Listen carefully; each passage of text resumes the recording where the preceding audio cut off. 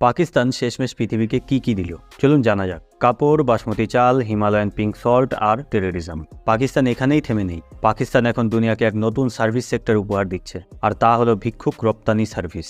চলুন জানি এই নতুন স্টার্টআপটা আসলে কি।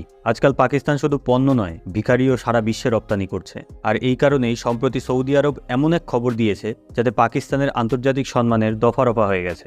2025 সালে সৌদি আরব প্রায় 24,000 পাকিস্তানিকে ফেরত পাঠিয়ে দিয়েছে, কারণ তারা সেখানে গিয়ে কাজ করার বদলে রাস্তায় হাত পেতে ভিক্ষে করছিল। এটা শুধু অভাবের তাড়নায় হাত পাতা নয়, বরং এর পেছনে রয়েছে এক বিরাট অর্গানাইজড স্ক্যাম।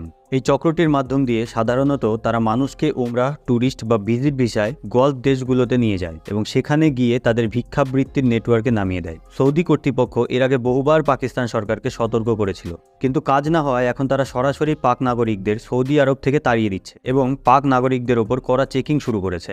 এমনকি পাকিস্তানের ওপর চাপ সৃষ্টি করেছে যাতে তারা নিজের নাগরিকদের নিয়ন্ত্রণ করে। এই চরম অপমানের পর পাকিস্তানের ফেডারেল ইনভেস্টিগেশন এজেন্সি এয়ারপোর্টে ধরপাকড় শুরু করেছে, শুধু এই সন্দেহে যে তাদের বিদেশ যাওয়ার উদ্দেশ্য ঠিক নয়। এখন অবস্থা এমন দাঁড়িয়েছে যে পাকিস্তান মানেই শুধু কাপড় বা চাল নয়, বরং ভিখারি, স্ক্যাম আর ডিপোর্টেশনের হেডলাইন। এর ফলে সবথেকে বেশি ক্ষতি হয়েছে সেই সব পাক নাগরিকদের যারা সত্যি কোনো কাজ বা ইবাদতের জন্য বিদেশে যেতে চান।